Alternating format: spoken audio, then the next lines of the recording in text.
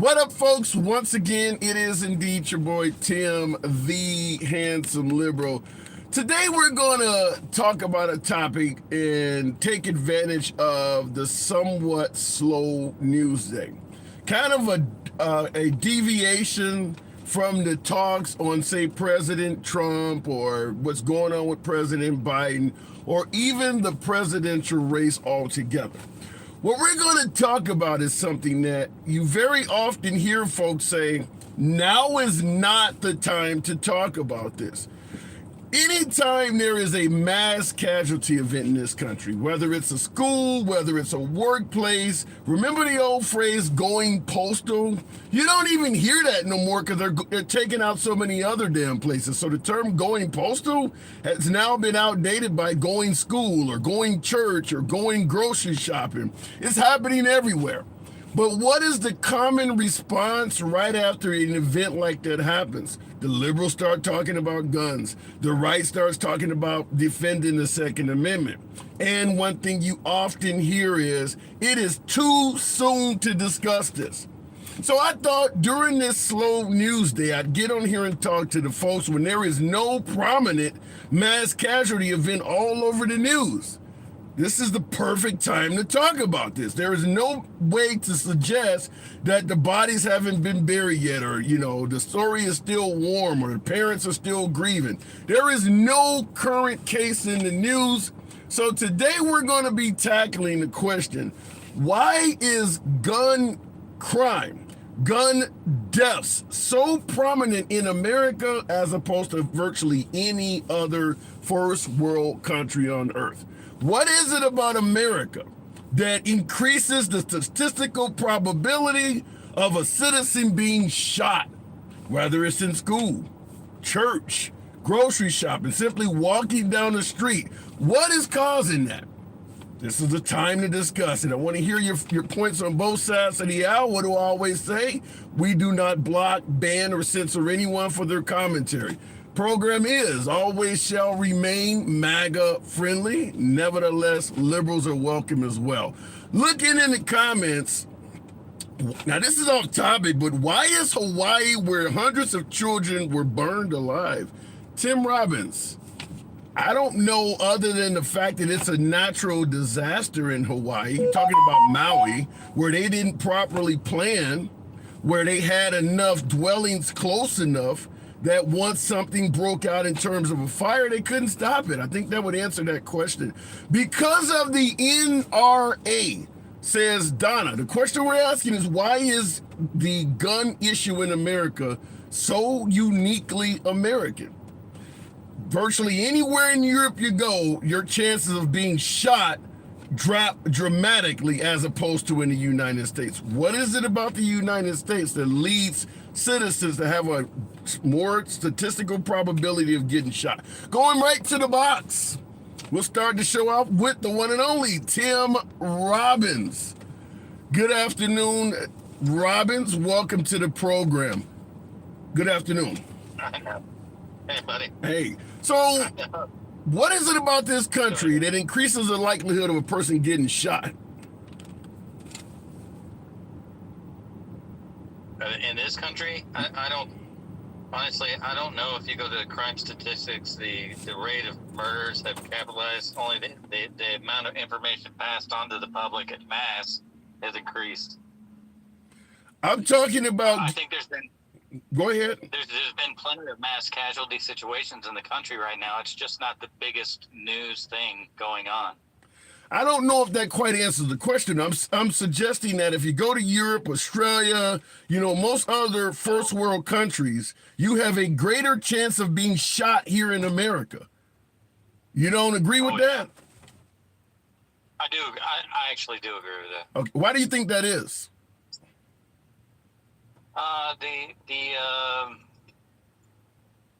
Well, I mean, obviously the availability of weapons. So you do believe that the Second Amendment, as you say, the availability of firearms, is leading Americans to be more likely to be shot than other countries that do not have it?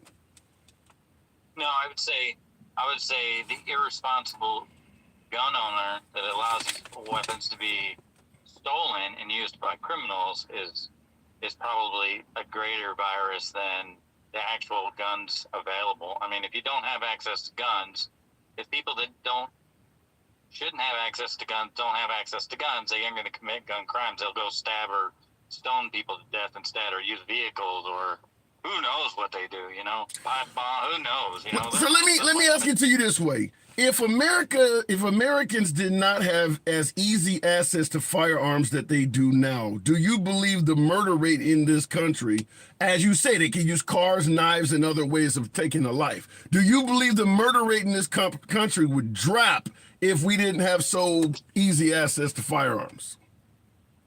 I don't. Yeah. I don't think that the murder rate would drop. I think the unfortunate, I know this is going to be very controversial, but the humanity of murder, I mean, I'm going to be honest with you. If somebody's going to murder me, I hope they shoot me in the head with a pew-pew versus smash my head in with a rock. I mean, I got to be honest with you, right? Yeah. Like, well, I think anybody that wants to do anything they prove that. They're going to do that. Okay, well, let me ask it to you that way. We often hear about the high crime in Chicago. Let's suggest we're talking about a gangbanger or a drug dealer in Chicago. He has rivals that are dealing drugs on adjacent blocks or in other neighborhoods that he wants to take out because they're interfering with the profit margin he could be making if he also had their territory. Driving through the neighborhood, he sees 6 of his rivals on the basketball court. And behind him, he has an AK-47. We know he can take out everybody on the basketball court with that AK-47. Let's take the AK-47 out of the car. How do you think he could still accomplish that feat? Because we say that if you get rid of firearms, he'll find another way. In this scenario, how could that same drug dealer take out those 6 folks now that he no longer has the AK-47 in the backseat? I mean, versus using his car as a weapon at that moment, it'd be a lot harder. That's for sure. Yeah. But you're saying they can find another way, and the murder rate would not drop. But now you're saying it would be harder to commit those murders. Yes, it would be harder. That's for sure. But when we talk about harder, will they become more sneakier? I mean, does the same drug dealer that sees the other drug dealers in the park just get somebody that usually sells them drugs and just lace it all with fentanyl and kill them all that way? I mean, that's what I'm saying. Like, it's so easy to murder someone, especially now with the prevalence of fentanyl. I don't even know why anybody uses it. So let me present it to you. Everything with fentanyl. Let me present it to you this way. If you make something more difficult to do you believe it would affect the success rate at all? In other words, if it's easy, if I want to take someone's life, and you make it harder for me to do that, and I have to take 100 lives, do you believe it will affect my success rate at all by making it harder to do that? Well, and I'll answer your question with kind of a question. In this country, is mass killings more prevalent or mass shootings more prevalent? There's a big difference between them. Obviously mass shootings, but we clearly have a major problem with firearms. Well, it seems like we do, but we really don't. The mass majority of gun killings unalivings are done by people who commit unalivings on themselves. A mass majority of those injuries happen from that alone. So if you take that out of the equation, we really don't have that big of an issue. Well, let's go with what you're saying. You're talking about taking your own life. If you forced everyone that wanted to take their own life to do it in a way that, as you say, is more challenging to do you think it would affect their success rate? I think it would just be a more horrible way of going. I mean, if you look at people that can't get a hold of those type things, they end up doing things that are very unhumane. I mean, I don't think, hanging yourself is very humane. No, I don't think taking a bunch of Tylenol is very humane. I mean, if you really want to do it, and those that really want to do it usually don't tell nobody, they're going to find a way. People try to take their own life every day without telling anybody, and oftentimes they fail. There's a lot of folks that try to take their own life and they fail at doing so. Right. Right. So you don't have to succeed. But, And that's the point I'm trying to make is if you make something harder to accomplish, you're telling me no matter how hard you make something to accomplish, people will still achieve the same success rate. no, I understand what you're saying, and we can do all these things. But what I'm saying to you, Handsome, is these are all things that are treating the symptoms of a problem. They don't treat the core problem. So what's the core? So what is the core problem? What is the core problem in your opinion? Well, this right here, what me and you are doing, Handsome, we're talking. Like we're opening up the conversation. We're saying, what is the core problem? Well, the core problem is the blight of the family in America. The government's too involved. That media has pitted us against one another. That we don't help one another. We expect the government to help us now. Church and community is not involved in the personal community anymore. We're always looking for government first, and government first always has its best interest. And if you vote for me, I'll give you whatever you want. And that's not always the best thing. So, I mean, the plight of, internet is the devil. I think the internet's done a bigger job of separating people and causing people not to talk to each other on the side of the road anymore. Is more of a blight on society, and it's probably causing more unalivings than anything else in this country. So you believe I do got to move it on, but I'll give you the last word. So you believe America would be better off without the internet? I believe America would be better off if the internet was better regulated. I would think America would be off, and I know this is going to be very controversial, Hanson, but I think America would be a lot better off if freedom of speech actually was regulated more. Wow. Now, I want to read something to you. This is from one of the viewers on YouTube who said, the core problem is one group of people thinking they are better than another. Do you see any evidence of that? Yeah, I see. Yeah, absolutely. I mean, tribalism exists. It's a real thing. So one group of people thinking they're better than the other. Give me who represents those groups. Which is the group that's thinking they're better than it, and what group is the group that they're thinking they're better than? Well, and I'm going to go to the perception, right? So the perception in the black community is that the white community thinks they're better than the black community. How do you think black Americans feel if that's the perception, that they think that all white Americans think they're better than black Americans, even though it's not a true fact? Okay. Well, I don't think there's ever been a time in history where every single white person thought they were better than blacks. They were abolitionists. No, however, there is a significant amount of white supremacy throughout this country's history. Are we suggesting that it's been completely eradicated now? Nah. Okay. All right. It's always going to be. I mean, I say the supremacy, the majority part has absolutely been regulated. Gone, but there still is a minority of people that just hate, right? I wouldn't say they may think they're supreme to everyone else, but a majority of America doesn't believe anything like that anymore.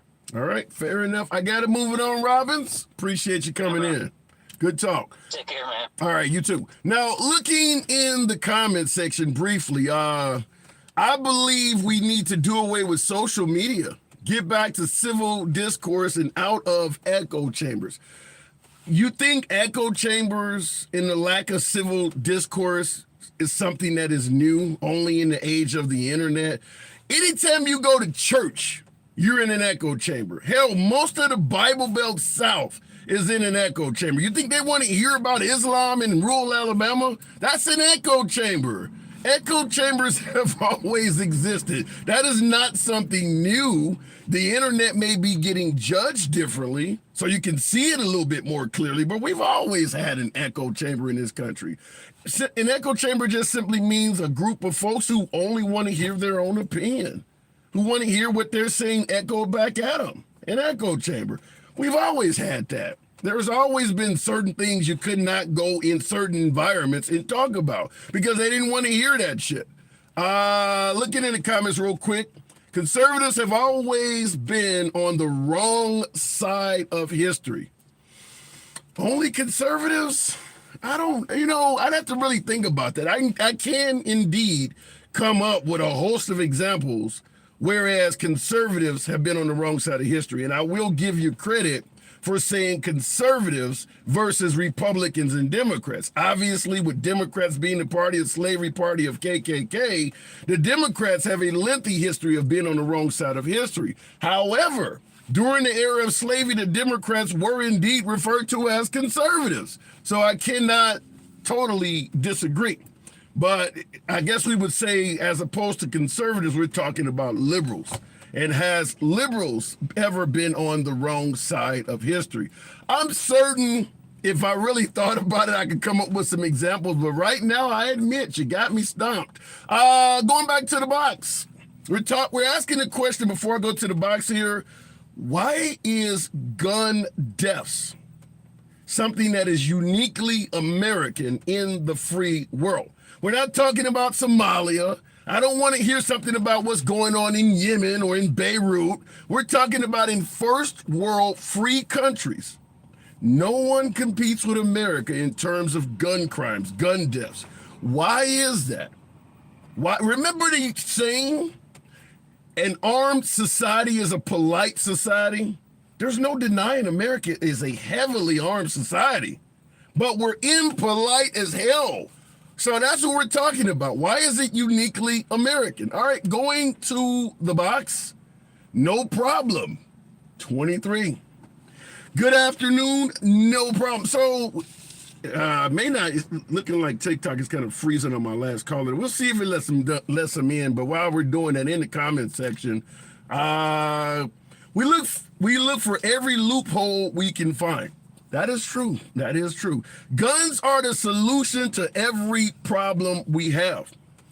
You ever heard of the phrase, sometimes the solution is worse than the actual problem itself? So I just want you to take that in consideration in regards to your statement. Okay, my last caller, for some reason, is not letting them come on, so we'll keep it moving. Dr. Truth, good afternoon. Guns, a uniquely American problem. Why is that? Truth, good afternoon. What up, man? Good to have you back.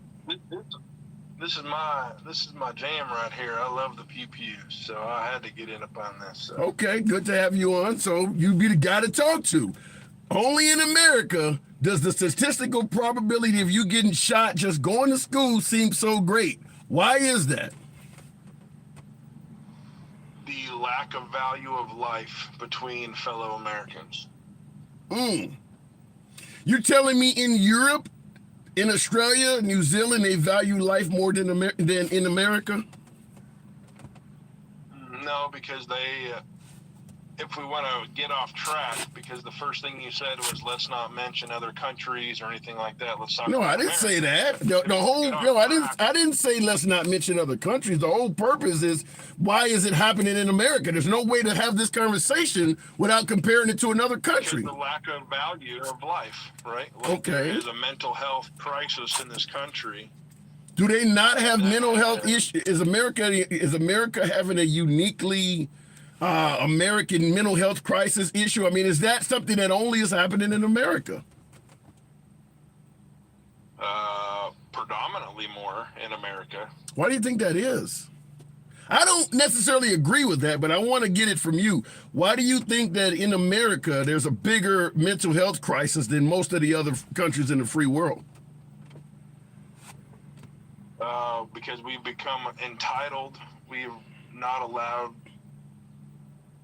to do corrections with children and stuff like that. There's a lot of bad parenting that attributes to it. There's a lot of drug uses and stuff of that nature. And I mean, I'm not even talking just illegal drugs, right? Just families where they're going through stuff. They're put on medications that damage their mental stability even further, even though they're being told that it's helping. I mean, there's all these equations. Yeah, I mean, I hear what you're saying, but I mean, my first thought process, considering that I did live in Australia for a number of years, people are getting high everywhere. When I was over there, I went to stores and saw bad kids cussing their parents out and things like that. The parents didn't beat the kids' ass. I'm listening to what you're saying, and I'm trying to think of anything you just said other than people getting shot that I didn't see there. I've seen all the drug use. I used to be a bouncer in the clubs in Brisbane and in Sydney, Australia. I was picking up teenagers off the gutter every day and putting them in cabs because they got, sloppy drunk from binge drinking. That stuff happens everywhere. Right. Right. But it's when, so the mental health crisis, right? Like, and I'm talking like Zolofts and stuff like that. We'll just drop those names. Okay. They numb people's minds to from reality, right? Like that's why they think it's working. We'll call it the Aurora shooting, right? I was right down the road during the Aurora unalivings at the movie theater. Okay, and in Colorado, you talking about the Batman movie where they in Colorado? Yeah, in Thornton. Yeah, and well, actually Aurora. Sorry, my bad. But that kid or guy, whatever you want to call him, young adult, was so hopped up on Zoloft, the dude was just numb. You know what I mean? Yeah, I get what you're saying, but then no consequences when you're that numb. When you talk about depression and drugs, what you're talking about, the anxiety drugs, Zoloft and things like that, the Uvalde shooter did not have any instance of being on anxiety medications. Neither did Sandy Hook. I mean, there's a host of these. I don't know if Dylan, Klebo, and Harris or whatever in your state as well with Columbine. There's a lot of these. The guy in Nevada at the Mandalay Bay, the Buffalo guy who went to Buffalo, New York. I mean, there's a hell of a lot of these where taking anxiety medications had nothing to do with it. The El Paso guy who went to Walmart. The majority, if you look in the majority, it's either a hate crime or a mental health issue, right? To me, what gun law out there, because you readily said this many times where you say it's easy to pick up a pew. It's easy to go and get one. That is true. And I'm concerned on where you think it's easy to go and get. The easiest place is the black market, which no gun laws, no removal of anything will change any of that. That's the easiest place. I disagree with that. Right? I disagree with that, and I'll tell you why. And what you just said is a common statement. If you ban guns, a criminal can always get a gun on the street. That's a very common phrase. If you outlaw guns, only outlaws will have guns because criminals don't follow the law. What folks fail to state when they suggest that a criminal will always be able to get a gun on the street, they don't tell you where the street gets its guns. If I'm a criminal and I want to purchase a gun on the street, the gun that is given to me from the street, it's not a made gun. The street is not making guns. I understand people can print guns right now, but the overwhelming majority of guns in the hands of criminals, you know where they came from? Legal gun owners. So they don't tell you that the street is being supplied by legal gun owners. So if legal gun owners cannot get guns, the street will not have a supply because the street is not making weapons. They don't tell you that part. So, but I'm confused on how, there's no way you can remove those firearms from the country. There's too many of them, right? When was the last time you seen a 1980 Pinto on the street? There used to be thousands of them around. How did they get rid of them all? Not millions, not millions and millions. There's a difference between a Ford manufacturer making 2,000 Ford Pintos that have been tossed around in America and Mexico and Canada for 60 years. So let's take it from this standpoint. Let's suggest that what you're saying is true, and I do agree. There's no way to ever get America to zero guns. Do you believe you could make a dent? 400 plus million guns in this country. Let's say you wanted to get it down to 1 million, or let's say you wanted to get it down to 50 million from 450 million. Is that impossible? I don't think it's impossible, but it's only going to affect the legal, law-abiding citizens. And once again, I disagree, and I'll tell you why. Remember when Obama got elected and folks believed that he was going to take away AR-15s? What happened to the price of AR-15s? Tripled. It was harder to purchase one. If you reduced it from to purchase one, the same laws are still in effect People just supply and demand changed the cost. That's all that did. Well, and that's the point I'm trying to make is if you drop the number from 450 million to 100 million, the first thing that's going to happen is the price of a firearm is going to skyrocket. People are going to be hoarding firearms. Legal gun owners are not going to sell them so easy. What does that do? That makes it harder for the street to get them. On the black market, they become unaffordable to a lot of criminals. So are you assuming that the borders will actually be closed enough to where they couldn't get them from outside sources? No, I'm not suggesting that there still won't be ways of getting firearms. Like I said, you can never get it to zero. The point I'm making that you agree with is you can reduce the number of available firearms, thereby raising the price, supply and demand. You're not going to go and use a $700 gun to take a lady's purse that only has 20 bucks in it. I mean, that's not true. That's not. They'll use whatever it's available to use, right? But it's not going to be available if you can't afford it. If, like I said, if the price of guns skyrocket, the local drug house is not going to be selling them for 50 bucks a pop. I mean, you're really throwing out very inaccurate numbers with this stuff and projecting an image across the followers of where you think you can go and get an illegal gun for 50 bucks a pop. Let's take or something like that. Let's take what you're saying as fact. Whatever number you give me, whatever number it is, if you reduce the supply of guns, would you not agree that number's going to go up? I don't think so, because they'll just get it elsewhere. They will literally go across the borders, have it imported. Now you're going to open up other businesses of illegal activities, mainly with cartels and stuff like that, of imports. So then I have to ask the obvious. So then I have to ask the obvious question: if it is so easy to go across the border and keep the number of guns we have in this country up in the hundreds of millions, why isn't this happening in other countries? There are citizens in every country in the world that want to have guns, even in the countries where you cannot have them, like Japan. There are plenty of citizens there that want to have guns. If it's as easy as you're saying, why don't they have a gun problem in Japan? They have a way more stricter policy for imports and exports.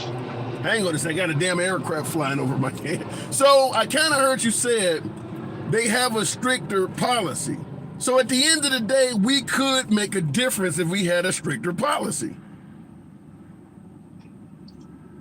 In gun importing, yeah.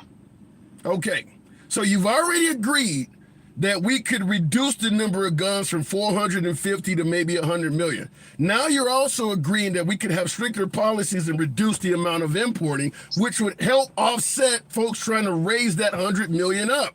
So you are admitting that something could be done to reduce guns in America. If the government allowed it, right? Or I shouldn't say allowed it, enforced it properly, which we all know the government pretty much can't enforce anything properly. Well, if you think they're up to that task, they can't even enforce people with legs that they can catch. So if America cannot enforce it properly, the last question I have to ask, I got to move it on, but I want you to answer this. Are Americans incompetent? We just admitted that other countries have been able to, their government has been able to reduce gun assets in their countries.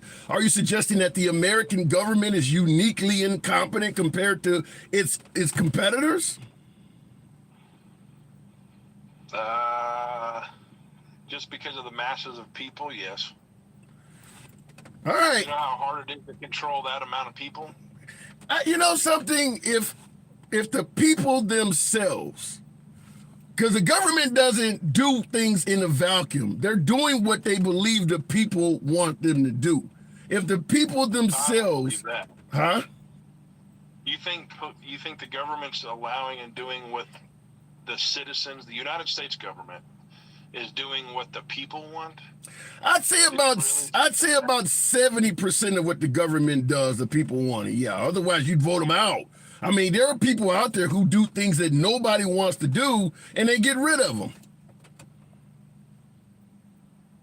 I mean, I don't know. I'd like to see the real stats on that, but what I'd like to bring up is most of these like mass unalivings and mass pewings happen with single-time offenders, right? Okay. They're not in trouble multiple times. They're not a troubled individual. They're not running from the cops every other week in lengthy criminal histories, right? So why do people think that removing guns is going to fix that problem or make it harder to get? Because they're really not that easy to get. You got to do background checks. You got to do. Well, so you don't believe there's any gun loopholes at all. You don't believe that if a person wanted to get a gun, what do you consider a loophole, right? Going places. There's a hell of a lot of loopholes. You can sell your gun without. You can sell your gun without having to do a background check because they don't know. 2 states. You said what? 2 states. 2 states. Okay, then go to those 2 states. You can't do that. You have to. The law says, including Texas, where I'm at now, right?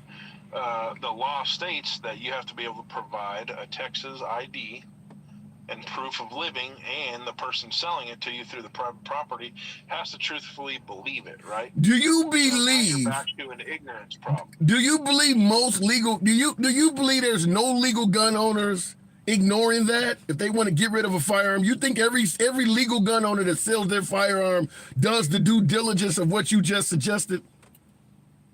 What they should do, just like the government should do due diligence, is do it properly, because it could come full circle. Okay. Back to them, right?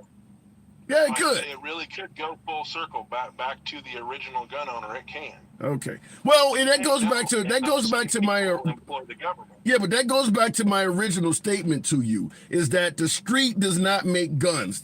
At the top of the pyramid, which folks who support guns do not want to admit, is that they are supplying everybody with illegal guns. If you take a gun from the hand of a criminal, there's 3 different ways most likely that criminal got his gun. He either stole it from a legal gun owner, he purchased it from a legal gun owner, or a legal gun owner lost it and left it somewhere and he found it. That is where the overwhelming majority of bad guys with guns get their weapons. They find, steal, or buy them from legal gun owners. We are the supplier, the largest supplier by far for criminal guns on the street. It's legal gun owners. Yeah, but the people are the street. I get your point. All right, I gotta move it on though, man. Appreciate you coming in. We disagree on a few things, but you're always welcome back. All right, man. All right. Appreciate it. All right. Looking in the comments. Exactly. No fear, no respect. All right. I'm looking in the comments here. Some bad guys aren't felons and can still get guns legally. Yeah, there's a hell of a lot of shootings in this country that are done by somebody who is a legal gun owner right up until the point where they pulled the trigger. There's a lot of folks like that. Certainly in an FAFO or whatever the hell, FAAFO, however they're saying it, there's a lot of those folks that are legal gun owners until they commit the actual crime. Well, the guy who shot the guy through the door because he was in the wrong neighborhood the other, month or so, that was a legal gun owner until he did that. There's a lot of legal gun owners committing crimes. So we want to believe it is mostly criminals, which it is, but there's a hell of a lot of folks who are legal gun owners looking for a reason to use their firearm. I posted a video on my page the other day of a guy dialing 911, an older gentleman dialing 911 because he was witnessing a burglary taking place at one of his neighbor's houses that he admitted to 911. He didn't even know who the neighbors were, had really no interaction with them at all. But he was so eager to defend this property against the folks burglarizing it, he went out in the line and killed 2 people. He was a legal gun owner. He went out and killed 2 people in defense of property that was not even his. So there are a lot of legal gun owners that are FAFO type people, Trinidad in the small town type people, who are essentially looking for a reason to use their gun. Hopefully they can say it's legal, but they do want to use their gun on somebody. And that does happen in road rage incidents and all of that stuff. Some people do not have the mental capacity to be given a lethal device. Some people have an ego that is too big to possess a lethal device. Any little thing. Hell, I'm from the south side of Chicago. People have been shot because somebody stepped on their foot. Somebody stared at them too long. For any of you YouTubers, check out, what the hell is it, Top Notch Idiots, where these guys go around and literally stare at people, and people pull out firearms. Why are you staring at me? And they actually pull out guns. It is that insane. Is it possible? Simply because people have access to guns, some of this may be happening. Going back to the box, tap the screen. Almost 500 of you folks in here. Get your boy up to 30,000 likes. It does bring in more MAGA, helps out the algorithms, but we'll keep it moving. Why do we have such a uniquely American issue with firearm deaths? Fer the Great. Good afternoon. Welcome to the program. Real men don't hide behind guns, but there's a lot of phonies out there. I see that in the comments. Fer the Great. What's up, H.L.? How you doing? I'm doing good. I'm doing good. Why in America does the chances of you getting shot increase significantly compared to the rest of the free world? Well, I think, listen, all your customers, people that came up in the box, it's kind of a combination of a lot of things, but I think it comes down to resources and what people will do to survive, you know. Wait, you said resources and what people do to survive. Explain what do you mean? I mean, there are resources and people looking to survive all over the world. What's different in America? Well, in America, you have levels of people, we have a capitalistic system. So there's those at the top, those in the middle, and those at the bottom. I haven't been out of the country probably as much as you have, but I would assume in a lot of those other places, there's a government, and then there's everybody else. I gotta totally disagree. Capitalism is practiced I lived in Australia. I've been back and forth to New Zealand. You could open up a small business. You can have 2 cars and a picket fence and all of that stuff. It's a little bit more expensive, but you can have it. So I don't, because you said it's government and everybody else. No, there are social classes in most European countries and certainly Australia where I was at. Okay, and like I said, when you said that, maybe I should have added that, the abundance of guns we have as well. I think that changes things a little bit. And, I think back to the Long Ranger. I think back all through history, there's always been guys that glorified with a big gun, John Wayne, Clint Eastwood. Not saying that people can't think for themselves, but art imitates life. So let me ask you in regards to your statement that you do believe the prevalence of guns or the easy access to guns. I asked one of my other callers, if you were to reduce the amount of firearms in this country or limit the easy access to guns in this country, knowing that there's knives and cars and bombs and all this other, do you believe if it was harder to get guns, do you believe the murder rate in this country would drop? Yeah, I do. I live in a city where there's 200 plus unalivings every year, you know what I mean? So, yeah, if people are just getting their ass kicked, they go home, brush themselves off, and either fight again or whatever. But what about the notion that if you're on the basketball court playing with somebody, you're beating the hell out of them, you're embarrassing them in front of a bunch of girls, but since they can't get a firearm, they would go get in their car and come back to the basketball court and run you over? Okay, that's just me. I would assume everybody else is not going to sit there and get in front of the car with me. I'm on your side here, but I'm proposing these counterpoints. So this is what people say. What about the possibility that the basketball guy happens to have a pipe bomb in the back seat? He's going to put that on the court next to you. Well, then, that I would assume bombs and stuff like that. Like I said, I would assume I've never had one or built one, but I assume that would cause the feds or some local authorities to, something like that. At the point that he lets it go, it's kind of too late. But after that, I would assume that guy couldn't make another one if they know who he was. Right. So let me ask you this. This is coming out of the comment section. Friend of the program, Brown's backer.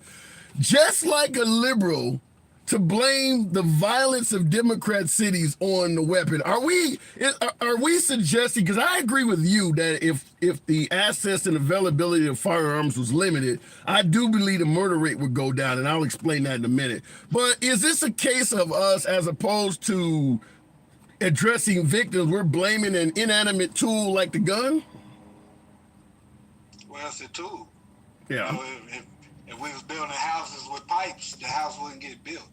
You know what I mean? So, I understand what he's saying, but right. To my point, if we didn't have the guns, people would just get their ass kicked, or people would be, track stars because they had to pick one, you know what I mean? Yeah. So, hey, he has a valid point, but yeah, it's the tool. Yeah, in my way, I would explain it as this. There was a time we didn't have heavy machinery, but still built places for people to live in. You didn't build skyscrapers when you didn't have access to cranes and things like that. Fact is, you can still take a life without a gun, but it makes it harder to do.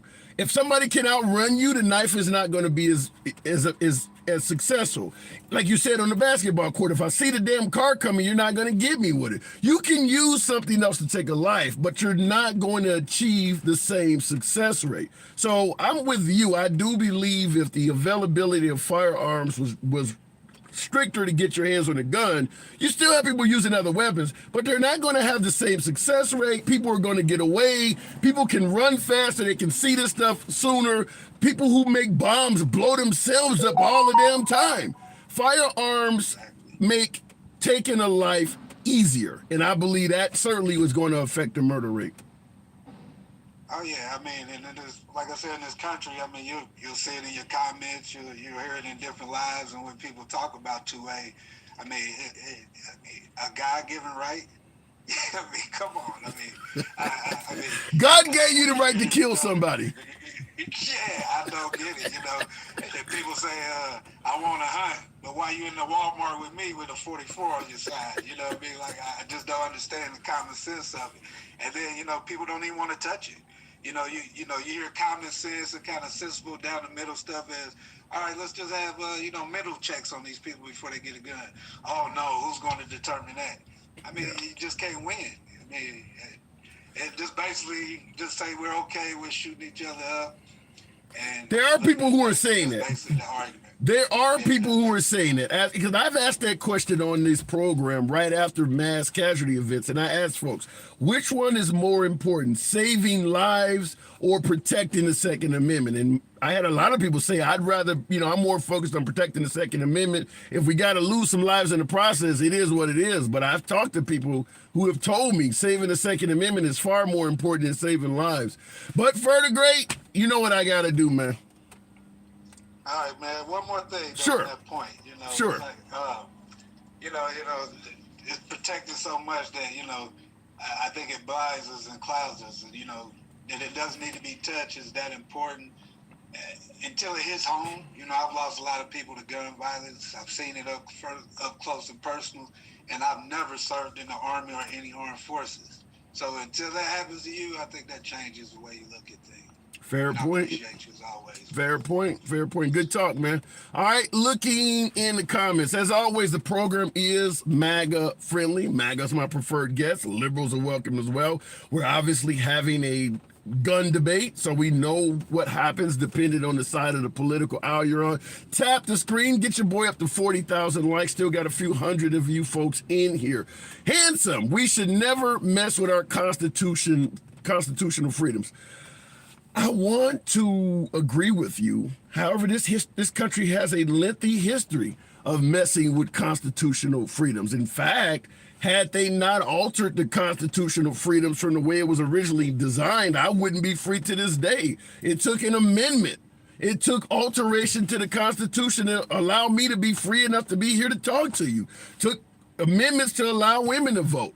Hell, they just allow same-sex folks to marry and things like that. So you got to mess with the Constitution, because when it was originally created, it was only designed to protect a small segment of the population, particularly white men who owned property.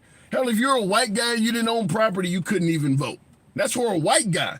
Everybody else didn't mean shit. So you have to alter it, because it wasn't written right to begin with. It wasn't focused on everybody. They just happened to throw in a few bullshit statements like all men are created equal, separation of church and state, which they didn't mean. So you kind of have to amend the Constitution to some degree. Looking in the, by the way, another amendment that'll probably happen somewhere along our lifetime is they're going to probably put the women's right to choose. It's going to become law. Eventually, it might be 10, 15, 20 years from now, but you can be guaranteed that is on the radar of a hell of a lot of liberal and progressive voters until it's successfully implemented. So eventually that's going to be in there. A woman having the right to choose, that's coming, just who knows when. Looking in the comments.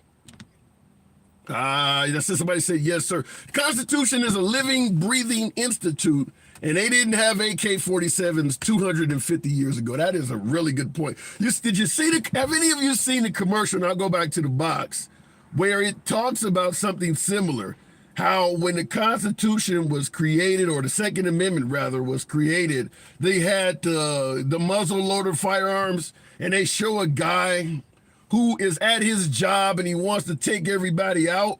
He walks into the office, aims a gun at the first person, shoots and misses. And then he has to take out the rod and create another round, and everybody's already gone by then. That is a good example of what I stated earlier. The more difficult you make a task, the less likely a person is to achieve success. Take that muzzle loader out of his hand, give him an AR with a 100-round drum. Tell me he won't have increased amounts of success if you took that out and gave him the AR with a 100-round drum. The idea that if you make something harder, people will have the same rate of success makes no sense. Doesn't matter what sport or what you're doing in life. The more hurdles put in front of you, the less likely you are going to be at negotiating them all.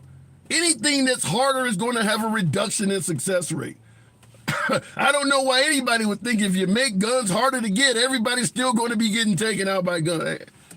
I don't know. Let me go back to the box. Andy, good afternoon. Welcome to the program. Getting smoked by firearm, a uniquely American issue when it comes to first world free countries. Now, obviously this happens in Iraq or it happens in Beirut, but in first world countries, you have a much higher likelihood of being taken out in a school or something like that by firearm than any of basically our allies. Why is that? Because states like Alabama, instead of trying to make things safer at the height of everything, got rid of all their gun laws for political reasons. And the blue city that everybody keeps talking about begged them not to, and came back with a report that said 70% of all crimes were committed by a stolen weapon. Begged the state not to do it.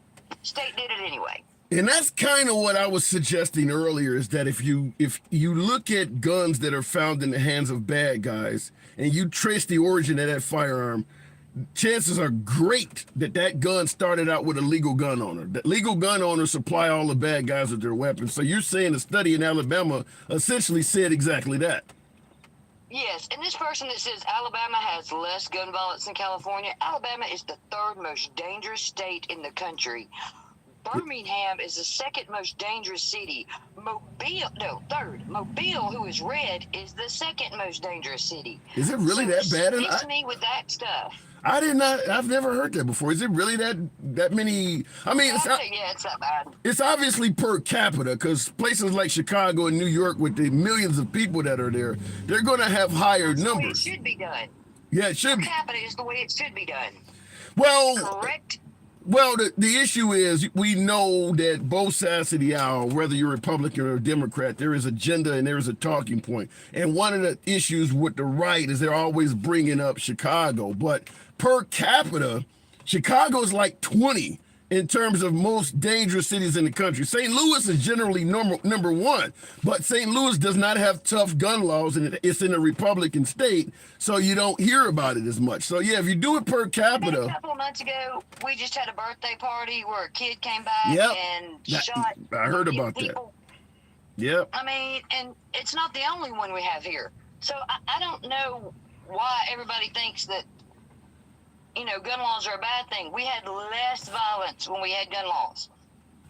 No. They don't require a background check anymore. Wow. And I want to say this real quick. Constitutional carry. Yeah, Alabama is a pro Second Amendment state. I want to say this though real quick in the comments. JS, you said blue cities have the most violence and toughest gun laws. That is true because blue cities is where all the damn people are. I did a show the other day, top 50 cities, only 9 of them have Republican mayors.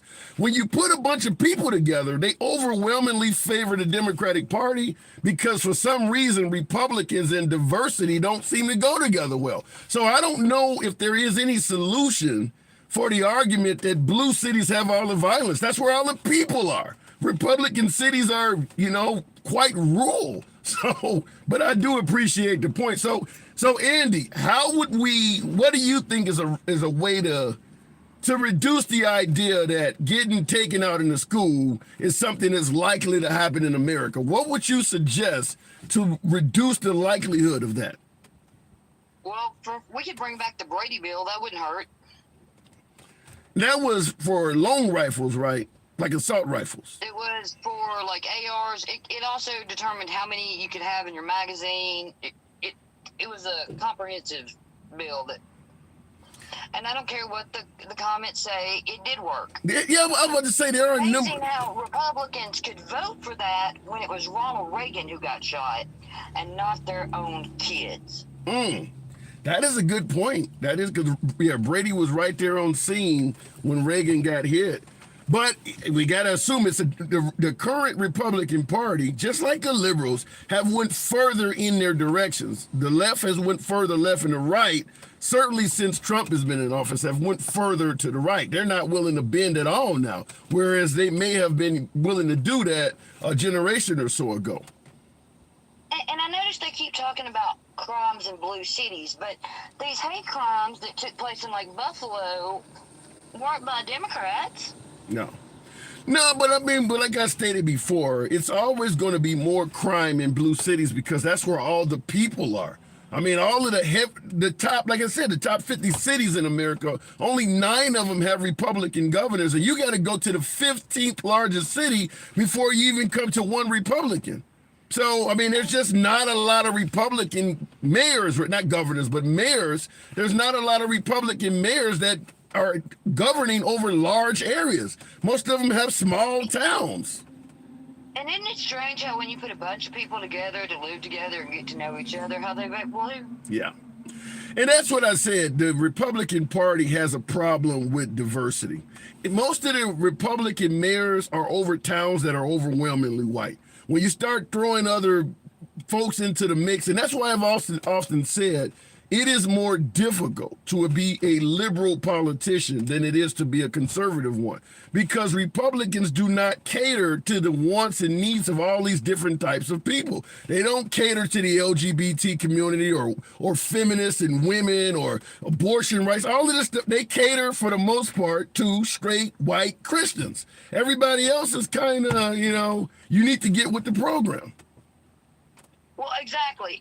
And like, a lot of these blue cities are in red states, and they have to abide by the laws of the red states. They don't get to determine, whether they're going to have gun laws just in Birmingham and not the whole state of Alabama. Yeah. It doesn't work that way. Yeah, and that is... Majority... Go ahead. We're stolen out of somebody's car. So what about the statement, before I got to move it on, but before I move it on, what about the statement, armed society is a polite society? How do you feel about that phrase? An armed society is a bully society. Mm. Walking around with an AR downtown, you're just trying to intimidate somebody. And let's be honest, white people commit more crime than black people. Whoa. I don't know if I agree. Well, it depends on the crime. Depends on the crime. Look it up. Go look it up. Murder? There's more of us, so we actually are. See, look at the facts in the comments. What about per capita though? Still the same. You think per capita? Don't put them on TV. You remember when we talked about people doing the shake and bake chicken thing out in the country? Yes. Let's be honest. Yes. Well, I will say this. I'm not trying to be popular. I'm trying to be truthful. Here's my observation, and maybe I'm wrong. Maybe you're enlightening me on something that I need to look into, but I believe certain types of crimes are committed more by certain groups. When it comes to the simple crime of murder, I mean, I'm from the south side of Chicago. You're telling me that white people commit more homicides than blacks per capita, not just sheer numbers, because there's 60. What about that guy in the video you were talking about? Vigilante justice isn't justice. They just don't put them on TV. We had a whole police department freeze a man to death in Walker County and try to act like it was all good. Wow. You know, let's not play. That's the absolute truth. I don't care what they say. Gun violence has gone nothing but gone up. Go look at these states that have gotten rid of their gun laws. Look at how much crime has gone up. You know, you raise a good point about how you can portray and act in a certain way to lead people to see it. Like you mentioned, the police do likely, I mean, based on what we've seen, they do commit a lot of murders. Everybody the police are killing do not deserve to be killed. But we don't look at the police and factor in murder rates. I mean, you could be right. I mean, maybe I'm getting this one wrong. You certainly got me wanting to look into it more. It might be worthy of doing a whole damn show on it, because make no mistake about it, certainly when you look at the right, they portray blacks as committing far more crime than whites. So to have you say that, you really got my mind tinkering on that. In your video, doing that guy because he was homeless. Let's be honest. I mean, in the video where the three guys unalived a guy and said it was because he was homeless. Yeah, yeah. But I mean, this is going on all over the country, and Republicans behaving badly, like at the Capitol, is spreading out into our communities too. So they can say what they want to, but they are just as guilty, if not more, of a lot of the violence we have today because they vote to keep these laws in place. Wow. Yeah. All right, Andy. You definitely got me. You got the mind going. I'll give you the last word. Go ahead. Have a great day, everybody. Have an awesome weekend. Good talking to you. Definitely look forward to talking to you in the future. All right, looking in the comments, domestic violence is no longer a felony in California. To what degree? Now, domestic violence can simply be, baby, don't leave me and touching her on the arm. That is assault. That should not be a felony. I'd love to see the statute, to what degree did they remove domestic violence from being a felony. Now, also, being a man, following a hell of a lot of things that happen in family court, I'm going to say this may or may not be popular depending on your gender. There's a hell of a lot of guys that have domestic violence rap sheets that did not commit domestic violence. Hell of a lot of cases where guys were hit by a woman, got mad and hit her back. She picked up the phone, called the police, and somehow they ended up with a domestic violence charge. That happens a lot. So I'd have to see what led a liberal state like California to reduce the way they view a domestic violence charge, because liberals tend to side with feminists. And the feminists are nowhere near, nowhere in hell they gonna want the significance of a charge on domestic violence to be reduced. So I would love to see what led to that. There is certainly got to be more to that story. Looking in the comments, everybody said, try that in a small town. You try that in a small town, the husband will beat the hell out of the wife, and the police chief will say she deserved it. Women are not reported for domestic violence at nearly the same rate. JS, I agree with that 100%. Some of that is male ego. Men don't want to look weak and go and call the cops on a woman that's hitting them. Also, the cops don't oftentimes take it seriously. Yours truly, I personally did this shit at the advice of a lawyer. Called the police. I'm 6'6", 300 pounds. So you can understand me calling and suggesting that a woman was beating my ass, which she wasn't, but she was hitting me. The police are like, you look like you can handle yourself. Wouldn't even take the case. Wouldn't even write it down. I actually told the police to his face, if the genders were reversed, I'd be in handcuffs. So yeah, so in addition to having an ego and not wanting to call the police, a lot of guys realize that the police aren't going to do shit when they arrive anyway. So basically, my humble opinion, if you get in a fight with don't be there when the cops arrive. Let it be a case of her word against your word. I don't know what the hell she's talking about. I didn't touch her. Let them sift through that shit. But guys tend to think, well, if I tell the cops the truth, things will go. No, that's not. You never know who you are dealing with that happens to have a badge. A lot of guys have domestic violence rap sheets that did not deserve it. A lot of guys do. Looking in the comments. 3 female prisons in Missouri, 26 men. Look it up. Men are more violent than women, though. I mean, you do have more men. How many female drug dealers you got on the street doing drive-bys? Men are more violent. I will point that out. But in the area of domestic violence, what has happened is in defense of women that have been victimized by men over the years, we've put laws in place that do allow nefarious females to get away with shit. Women are more likely now to hit a man than they ever would have been in 1950 or 1940 because they would have gotten a different result in 1940 and 1950. So, you can get away with it. It's a different story. But I do believe men overall, we defend our ego and commit acts of violence more likely than women. So you're going to have more penal institutions for men. Looking in the comments, and in 1940, 1950, men could put us in an insane asylum and leave. That is true, too. And that's why those laws that we currently have on the books are in place, is because men were abusing women.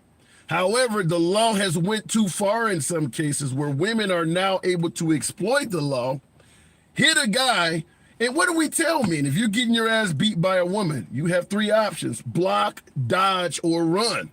You don't have the option to defend yourself. But if you hit her, she can pick up a skillet and knock your damn head off because you shouldn't hit a woman.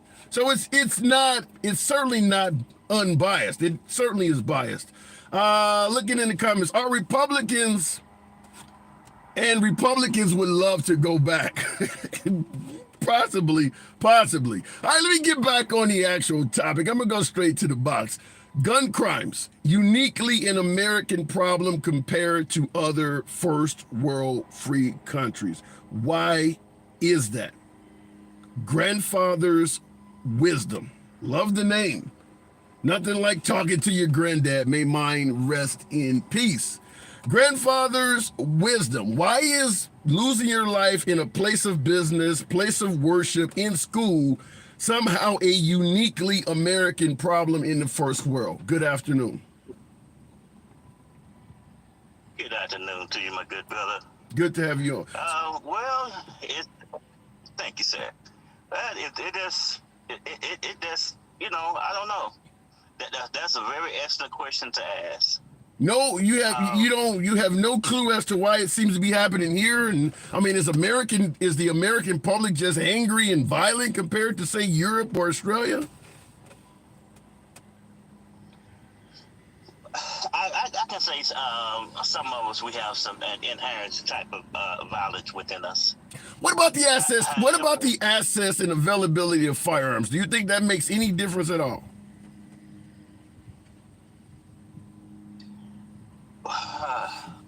I believe it's more on the individual. Okay. With that, the reason why I say this to individual is because we talk about mental health and stuff like that, or dealing with kids who've been bullied in school. and they go back and they do a payback. After they get certain age, and they go back and do the horrible crime. However, we have that incident, but when you look at that, we got to figure out what led up to that. It could be bullying, it could be anything of that nature, why they did it. Okay, and I do agree that mental health plays a part in a lot of the activity we're discussing. However, if the person, let's say you do have a crazy person, let's say you got a student that's you mentioned being bullied. Let's say we got a student that's being bullied at school and he wants to take out his whole class. And he does not have access to a firearm, but he has access to a knife, or he can steal his parents' car. Do you think he can still get the goal accomplished? No. Okay. So having access to a firearm does give him an advantage to get something done that he otherwise may not be able to get done. Yeah, and the point is we have to make it harder for the young folks to be able to purchase a firearm or even getting a parent's firearm. Some parents, it to me is being unsafe as leaving their firearm out or showing their children the code to get into the box or the gun case to get the firearm. It's certain measures and prevention that you can do to keep it safe. Well, let's take children out of the mix. I'm gonna give you a real world example. You can give me your opinion either way on it. You just turned 18. You've used money that you saved up, maybe working at fast food restaurants or whatever. But on your 18th birthday, you don't have a history of any criminal activity. You don't have a mental health history. You've just turned 18 and you want to use the money you saved up to buy a couple of AR-15s and maybe 1,000 rounds of ammunition right after your 18th birthday. Do you believe that 18-year-old should be able to get that? No. Why not? Because they don't have the experience. Most of them don't have the experience or the safety knowledge to be able to handle that type of weapon. They got to go through. They got to go through a psychological. To me, I think they need to have for kids that age to have a psychological background check before they even be able to purchase a firearm. We got to make it more streamers for them to be able to get their firearm. Like being that age, 18 years old, they mind is not fully developed yet. So how do you counter? So when you say their mind, they're not mentally developed at 18 to handle this lethal firepower. How do you counter folks who say you could have access to this in the military?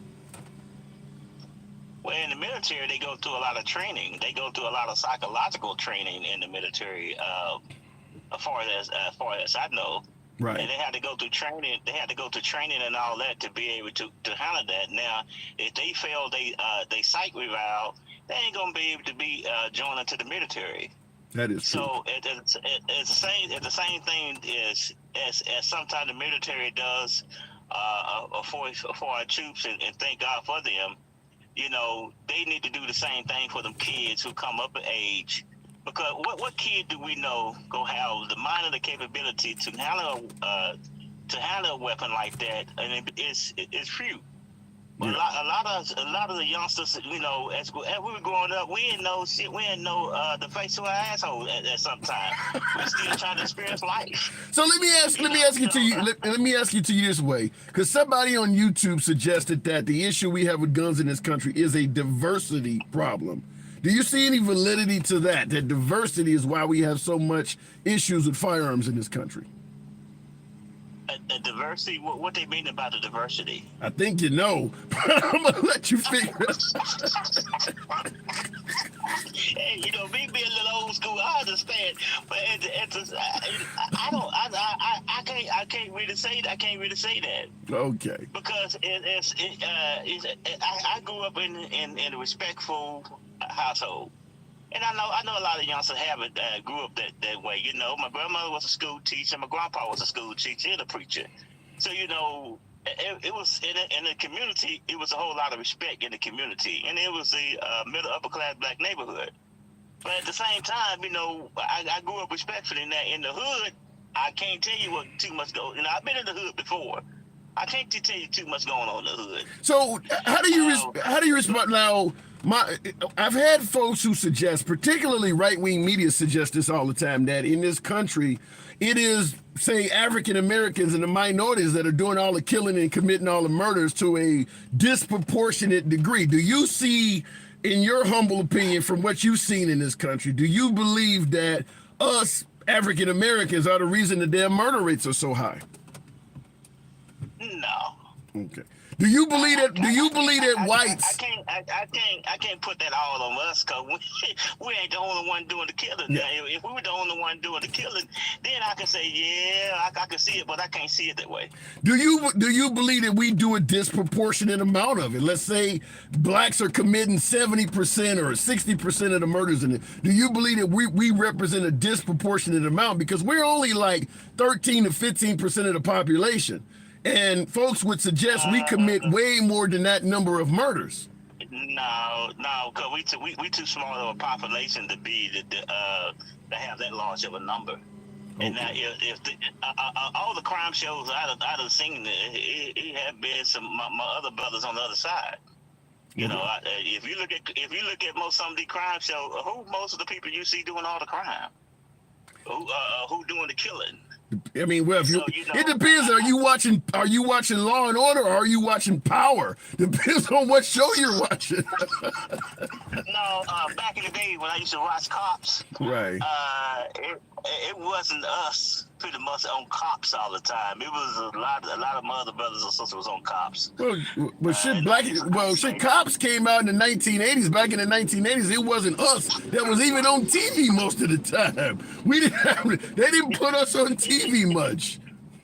Yeah, they didn't show us a lot of times. And, me growing up, I didn't see a lot of killing. It was very slim to none in my neighborhoods I grew up in.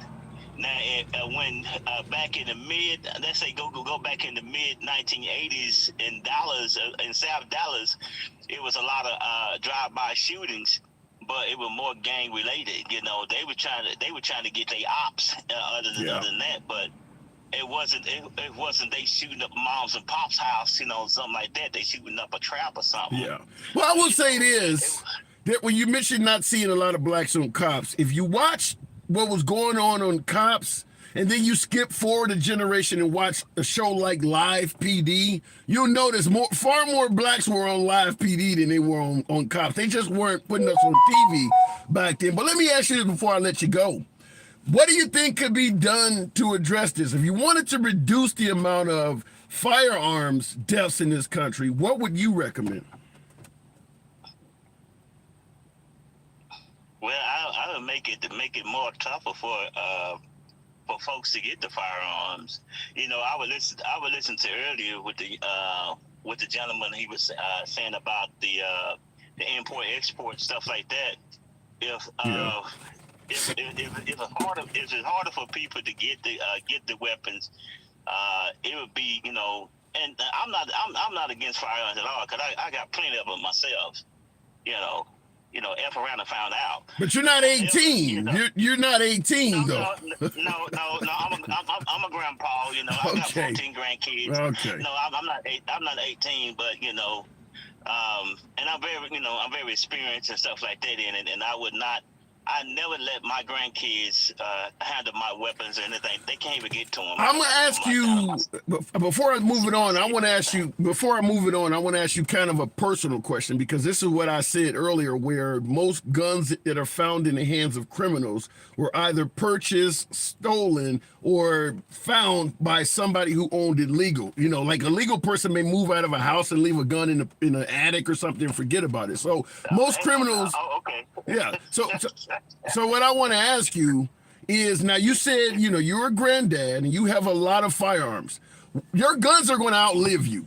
Are you absolutely certain that once you pass on, those firearms are not going to fall in the hands of other criminals? And I'm asking you this because my grandfather, who passed in '99, had a lot of guns. He was a World War II vet, and that's exactly what happened is guns. I know a felon that came in the house and took a bunch of them. So I want to ask you that, because you could ultimately be a supplier to guns on the street in the future. Do you feel confident your firearms are going to remain legal after you? No, I'm gonna be honest about it, but they're gonna have a hell of a time of trying to get in this big ass safe I got.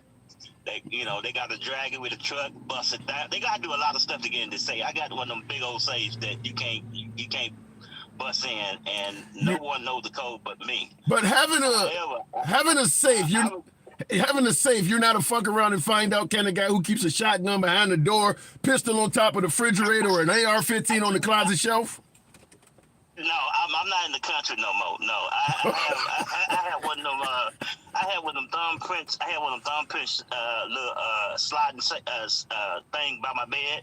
Uh-huh. That I put my thumbprint in, and I get my weapon out. If someone break into my house, I can get to a piece that way. But my big guns is in my safe and everything. Wow. But I have one of them thumbprint safes that's on the side of my bed, and it looks like a clock radio. Right. But it's a thumbprint safe, and they can't get in that unless they use my thumbprint. Fair enough. What happens if you're in a firearm fight and for some reason a round hits your thumb and you need to get in that safe? Is there a code on it? Yeah, I got a code on it too. Okay. Yes. All right. I have no experience with them. That's why I asked that question. All right. Well, you sound, in terms of safes and thumb locks, you sound more responsible than most gun owners. Because I know folks who keep a firearm under the couch or keep one in the bathroom just in case something kicks off, or keeps one on top of the refrigerator. There's a lot of gun owners that don't have their guns locked up. I come from the country. We had guns in the corner. Shotguns and everything. That's what I'm talking about. I know exactly what you're talking about. Back in the day, we wouldn't dare not to touch one of the grandpas and them guns in the country like that. You know, it was meant for hunting and stuff like that. We responsible gun owners. I don't know what's going on with these kids these days. Yeah. I don't know what the parents are doing for them, but they seem to be very irresponsible and not putting them stuff up and putting it in the safe, because we have to back then we didn't have a whole lot of killing like that. No, we didn't. I grew up I've never lived in the country. I grew up on the south side of Chicago, but even though I wasn't deep into the criminal life, I knew people that were, and I've even checked with some of my boys that have grown up now, and I asked them, I'm like, you were in the life, you hung around a lot of fellas. I would ask them, and I'm like, when we were 18, 19, did you know as many folks in your age group at that time that had guns as they do now? And even my friends are like, I didn't know as many 19, 20-year-olds that had guns back in the 80s and 90s like they do now. No. Growing up, no, not like. You know what happens? I wanted to say this because I heard somebody said earlier. Someone was talking about someone getting hit by a car on the basketball court, something like that. Yeah. What hood do you know dope dealers gonna hit somebody with a nice car? No, the reason I was the one that posed that example. Here's what I said, because I had a caller suggest that if you made firearms harder to get in America, the caller said if the access to firearms was reduced, the murder rate would not come down at all. People would find another way to kill people. So I asked him, I said, if you are a thug and you see a bunch of your opposition on the basketball court, you want to take them out, you got an AK-47 on the backseat. But snap your fingers, the AK-47 is gone, but you still want to take them out. How would you do it? And the only option is to try to drive the car and run them over. And the point I was trying to make is that without a firearm, taking lives is more difficult. It's going to be extremely difficult. I don't know damn dope dealer that I've been known in the hood, especially in South Dallas or West Dallas, going to hit somebody with their car or go come up on the side of the person, hit it with a brick. The two damn cowards. That's why they got to have. That's why they got to have a damn firearm to shoot from a distance to be able to not be hit themselves. So you do agree that if it was harder to get guns, the murder rate would go down? Well, yeah, of course it would go down because people don't have the ability to sit from a distance and try to shoot somebody with it. Yeah. Because most people didn't grow up like we did. We grew up with our hands. Yeah. And we didn't take lives though. The goal was not to take the other person's life. No. It's just is it a win or lose or draw? We still live another day. Brush yourself off. You know what I'm saying? You might got a bloody nose or a busted head, but you still live. Yeah. And then the next day, you might become best friends because, man, you really got me with that lick right there, man. God dang, dude. Yeah. All right. I think we agree on all of that. Appreciate you coming on, grandfather. Come on back anytime. Anytime. I appreciate you, brother. Absolutely a pleasure. Looking in the comments, hands can kill people. Careful. Yeah, but how many people have the ability to take a life with their hands if the person is of equal strength or greater? With a firearm, grandma can take your life. That's the point we're making, is that if it was more difficult to get access to a firearm, it doesn't eliminate your ability to take a life. It makes it harder. Simple as that. It makes it harder. So the notion that the murder rate would not drop if people had to use alternatives to take lives does not make sense in my humble opinion. Anything, as I stated earlier in the program, no matter what it is you do in life, if someone deliberately makes it harder to do that, your rate of success at achieving that goal is going to drop. Your success rate is going to drop. And if you make it harder, listen, there's a reason why criminals are choosing firearms to take lives. It's the easiest device to do it with. Otherwise, they would be using cars and bombs and knives. It is easier to use that. So if you take the firearm out of their hand and put a knife in their hand, now they got to be up close and personal. As my last caller talked about, you can't do it from a distance. If you are a smaller person and you're trying to take the life of somebody who is much bigger and stronger with using a knife, you may end up losing your own life. The success rate of taking lives would drop. It's just a logical conclusion. I don't see how folks actually deny that I could go and use something else as opposed to a firearm and I would have the same success rate. I just don't see that. Also, I would point out, in terms of trying to save a life that has already been injured, talk to a trauma surgeon. They'll tell you it's a lot easier to save somebody that's been stabbed than it is somebody who got hit with a high velocity round. The rounds are designed to tear you up inside. So even when it comes to you actually hurting the person, if they get to the hospital in time, it's easier to save them than it would be if you put a bunch of rounds in them. Everything about firearms leads to more people losing their lives. They're just designed to do that better than any alternative weapon you pick up. Not to say you can't make an alternative weapon actually take a life, but the firearm has a better chance at making that happen because it is solely designed to do that. Looking in the comments, I need 1,000 to come teach you handsome. JS, what would you be teaching me? And what do you need 1,000 of what? How many people did the Oklahoma bomber unalive? I get the point that you could use bombs as opposed to firearms, or you could use your car, or you could use your knife. I'm not saying that you can't take a life by using an alternative means to do so.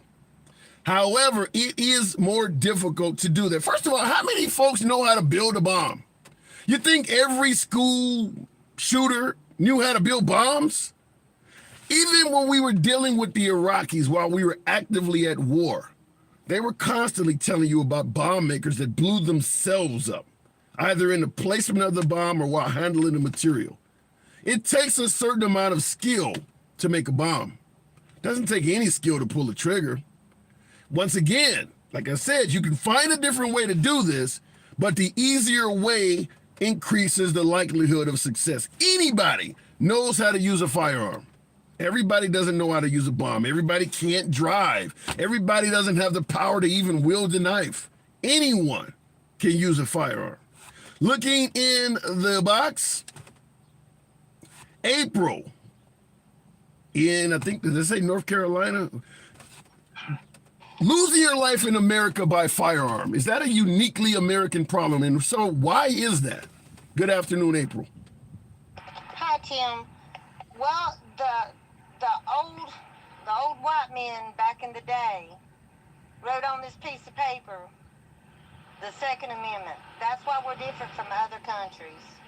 I'm sorry, I'm sitting outside in a large loud car went by. So if you didn't have the That's the only difference. so let me ask you. It's harder for us to do anything about the Second Amendment. So that's the only thing. So in your opinion, with the old white men writing the Second Amendment, if the Second Amendment was not there, where you didn't have access to firearms, do you agree with what I suggested, where the murder rate would be lower? Oh, absolutely. Wow. So why is there so many people? Why so many people disagree with that? The 94 ban. The 94 ban, it dropped the assault weapons ban that Joe Biden put in, as part of the crime bill. It dropped 40%. And then when the Democrats weren't able to pass it again, in 2004, it jumped up 173%.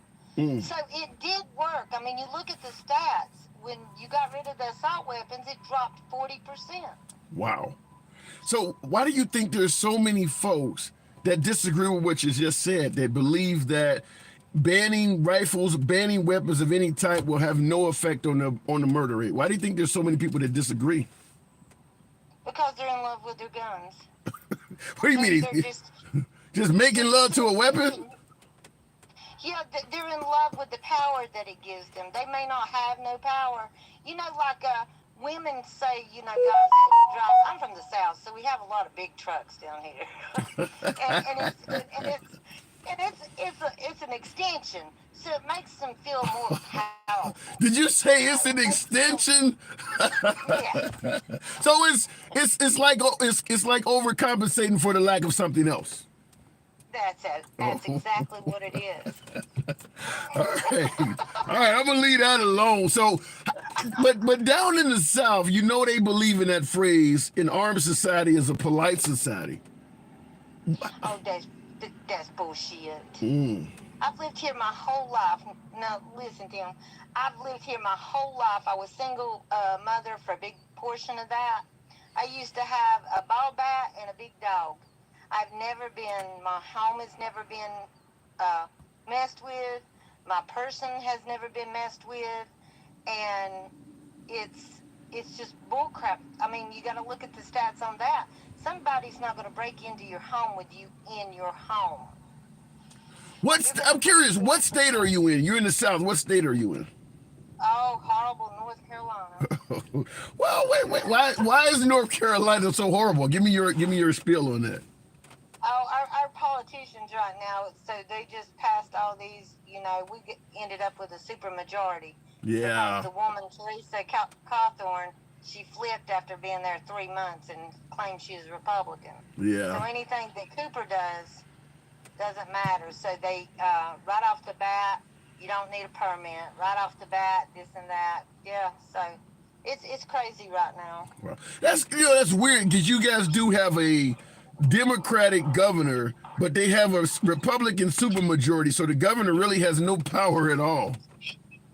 Oh no, absolutely. He tried vetoing some stuff, and I think it was the 12-week ban, and he tried vetoing it, and they turned right around and flipped it back because they're the supermajority. What he does means nothing. So when you say 12-week ban, what do you mean? So he wanted they dropped it down to 12-week ban. It was at 20, was it? You're talking about abortion, right? Yeah. Okay, all right. So even that they flipped over, and the gun laws. So like you don't have to have a permit anymore. You can just carry on your person at any time. And I wanted to bring up again, you said about the stolen weapons and responsible people. That's how the criminals are getting the weapons. Right. Yeah, it's been shown that these people, they take their weapons with them, and they leave them in their cars. Yep. That is 100% true. That's the number one spot that they're getting them. People say, oh, well, I can't take this, in Target, or I can't take it in Walmart or whatever. And they leave it in their cars. And what happens? The car gets broke into, the car gets stolen. getting all these weapons. Yeah, and that is absolutely where most criminals are getting their guns. They're stealing them from legal gun owners, but there are no shortage of legal gun owners that will sell weapons to bad people too. So, I mean, when you got a society where you don't have to register your weapon in the government, if the government doesn't know how many weapons you have, then how can they hold you accountable for the fact that you have 200 less guns this year than you did last year? They can't ask you, well, whatever happened to those guns? You don't have any record that I ever had them. So, yeah, I can certainly see how legal gun owners can put weapons in the hands of criminals because nobody is keeping tabs on anybody. Absolutely. I think there should be, you know how they say weapons have a number on them, you know. Serial number. ID, yeah, serial numbers. So why can't we do like we do automobiles? So in my state, we have to register our vehicle every year. Every year we have to register. We have to state this is where my car is going to be located. You know? Right. Why can't we, from the gun manufacturing, put that on, and the next person that gets it, whether it be a distributor, salesman, or whatever, they take ownership of that registration. Then when it's sold to the next person, it just carries on, just like you do transfer a title, everything, you know. Well, I guess to some degree, here's the difference. Like with a car, if you don't keep your registration up, you're driving around public, people can see the registration sticker, so eventually you're going to get caught if you don't have a registration on the car. But on a gun, because nobody sees it, I mean, you could probably go for a long period of time without registering and not get caught, other than the government having contact with you. Let's say you buy a gun, you register it that year, you're supposed to register it the next year. So if you don't do it, the government, I guess they would call you and hold you accountable for not showing up. The Second Amendment crowd does not like the government. So that's where you're going to have the sticking point. Is like, we don't want the government calling us on our gun. Crystal, thank you. Yeah, that's a tough one. What about insurance? If they make it, you know, more expensive for someone to own, or even if you just take the ammunition, make it more expensive. But we've got to do something. It was shown that when we had this. Man, I keep getting a darn phone call. Hold on. Okay, so it's been shown that people are less likely, if something goes up in price, less likely to buy something. You're talking, yeah, we discussed that earlier, and I do agree that if the supply of firearms were to drop, the cost of firearms would go up. And that would affect the black market and make it so that some of the lower level criminals might not even be able to afford a gun to begin with. Because like when I brought up earlier in the program, like when Obama got elected, the cost of the AR-15 skyrocketed. Well, if you are on the black market, those guns are going to shoot up in price as well. And even though a criminal can try to purchase a gun on the street's going to be charging more for that gun. So you're going to have a harder time, even as a criminal, getting a gun, because even the criminals that might sell you one want more for it. Oh, absolutely. You know, you're not going to be able to walk up and say, hey, here's $100. You know, give me a handgun. Now it's going to be $300 or $400. People can't afford things now. It's hard enough, you know, to pay for what you got now. Yeah. Without buying it. But the whole thing, it would be too hard for us to do anything to an amendment. So we just have to place some kind of assault weapons ban. Like, you know how hard it'd be to change the Second Amendment? It takes 2/3 of the House and the Senate, and then 3/4 of the states' legislatures have to vote up. That's how hard to have an amendment change. And I think that's why they wait on a lot of stuff, you know, amendments. Like the 13th, it needs to be messed with, but nobody's touched it yet. Yeah, and the thing about it is, over the years, owning a gun has increasingly gotten easier. We talk about the liberals wanting to take guns away, but in reality, it's become easier and easier to get a firearm over the last. Even in Chicago, you can now get a gun. So when folks keep bringing up Chicago, understand if you are a legal citizen, you can now get a gun to protect yourself in Chicago. So the gun laws are getting more and more relaxed. Like you mentioned, you don't even need a permit, or somebody in Alabama said you don't even need a permit now. You can just go out and get it. It's crazy, Tim. And the way society is now, I mean, look at what's going on, just the whole political portion now. You got people threatening to unalive judges because they're doing their job. You got people trying to, threatening the president and then getting unalived because, he said some stupid stuff. Come out with his pew-pews, The world's gone crazy. Why? Well, no, I'm not going to say the world. It's us. America. Yeah, it's us. It's not the world. It's us. We've lost our mind. People just don't care about anybody anymore. It's all hatred and violence. There's no compassion, no empathy, nothing left in America. These people are just. I just don't understand. It's really sad for our younger generations coming up in a society like this, because we've always had problems. We've had problems with racism. We've had problems with this or that. But the amount of hate and violence that's going on now is so bad.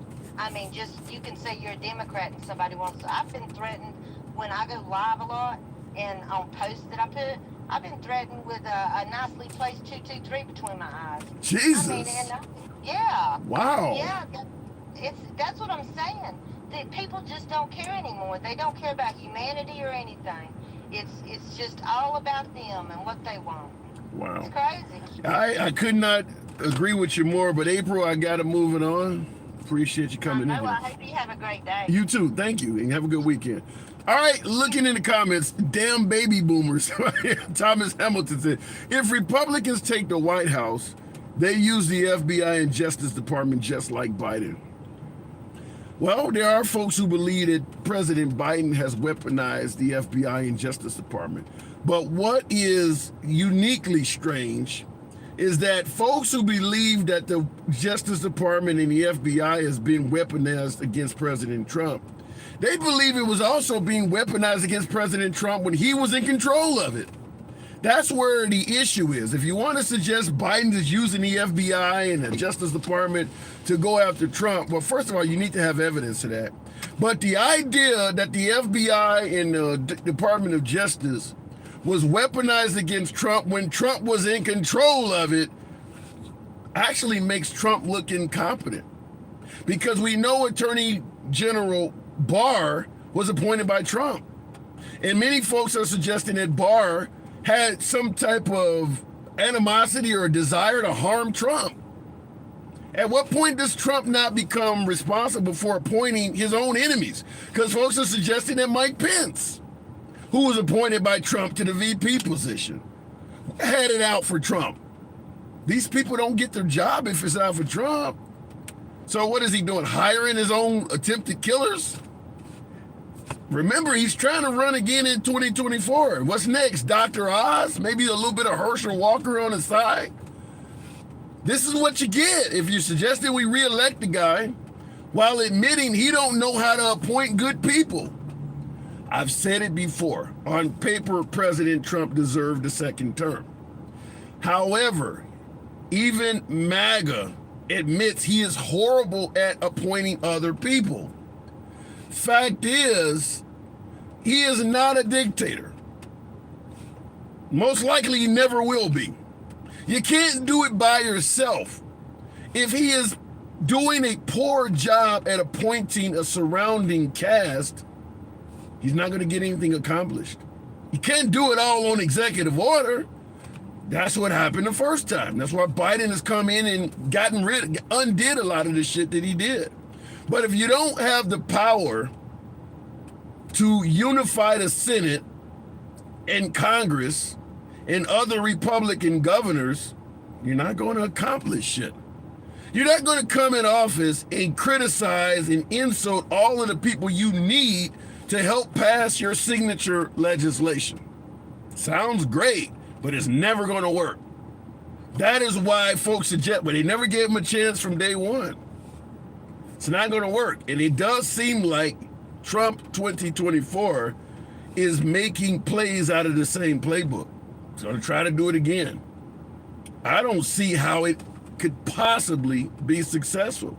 Even if you like Trump, if he doesn't have any type of unity with the Senate, and I'm talking about on the Republican side of the aisle, any unity with Congress, talking about on the Republican side of the aisle, how is he going to give you the things that you want?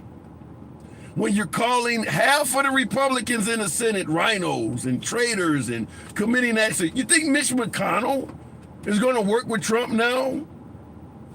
How do you expect to accomplish anything when your own party despises you to that point? Not something I'm saying. That's something you guys are saying. MAGA is claiming that the Republican Senate is loaded with rhinos, traitors, and people committing acts of treason. So if he gets reelected, and those are the people that's on his side, what do you expect him to accomplish? Just understand that. He's a president. It's not Superman. It's not Superman. He doesn't come with a cape, despite some of the memes and drawings I see floating around. Despite the NFT cards where he had lasers coming out of his eyes. That shit's not real. That doesn't work in Washington. If these people don't work with him, the ones you're calling traitors, treasonous, and rhinos, if they don't work with him, you don't get the wall. You don't get Obamacare being repealed and replaced. You don't get any of that if they don't work with him. You know what you get? You get John McCain giving you thumbs down. So until that problem is fixed, lower your expectations. Lower your expectations. You can get the man back. Maybe you may get Trump in 2024, but lower the expectations. Because right now it seems like a hell of a lot of you think he's going to accomplish all of this by himself. We're in a republic, folks. In a democracy, one man doesn't do all this by himself. I've said it on a number of programs. Trump would have been incredibly more effective as a dictator. But this isn't the country to do that in. He's not a dictator. He can't get it back. Because if he was a businessman, that's why we liked him. As a businessman, if you have the best plan for your company and the board doesn't agree with it, you can fire everybody on the board. You can just get rid of everybody. My way or the highway, get the fuck out of here. Can't do that in Washington. In Washington, they can tell you to get the fuck out of here. And that's what happened. It's your boy Tim, the handsome liberal. You know I am on a lunch break live. Unfortunately, I got to get my ass back to work. Appreciate you folks. 71,000 likes. If you do like civilized dialogue, both sides of the aisle, without any fear of the host blocking, banning, censoring you, calling you a troll, you're in the right place. Because we do it without a moderator. We don't censor people for free speech. You don't have to agree with the damn host. We say that every day, and we prove it on every program. It's your boy Tim. Catch you on the next live. YouTube, appreciate you folks still watching the program, assuming I'm still tuned in. I've had a lot of issues with this damn tablet, so I don't even know if I can see your comments at this point. I guess you guys are hearing me, but my screen seems to be frozen. I go out looking like day old poison broccoli. Brian, just like Tim says all the time, don't make yourself look like food when walking among lions. I like the memorization of that quote. I feel safe in public and ride share in bad neighborhoods. I don't look like 5-star steak dinner. I love it. I don't know why the video is frozen, folks. I'm gonna have to, now that as the numbers get better, I'm gonna find a way to make YouTube a better experience. Because right now I see, yeah, it is frozen. Criminals will target you for a $100,000 gun. Get rich quick. Yeah, but they gotta have a gun to do it. So understand that if you're the only one with the gun, criminal could do it, but that could get you killed. What is Lucas says, what is this hussy talking on? Folks have been sending in death threats to every single person in political position for centuries. That's 100% true. Being president has always come with death threats. That is, I'm assuming Abraham Lincoln, when he freed the slaves, was certainly getting them. George Washington, when he separated us from the British, I'm sure they were threatening to kill him. So you're right. It's been happening since day one. Make guns more expensive equals make guns a privilege of wealth. Great idea. Well, I understand what you're trying to say, but fact is, the poor people there's a lot of killing going on. I mean, which one is more important, stopping the killing or trying to make sure wealthy don't have a privilege? I don't know. I mean, let's face it, wealthy are going to be privileged no damn matter what you do. You're not going to pass any law to stop wealth privilege. It's always been among us. You think Derek Costa is catching Ubers? So it is what it is. I'm sorry the video is frozen, but appreciate you folks watching the program. Catch you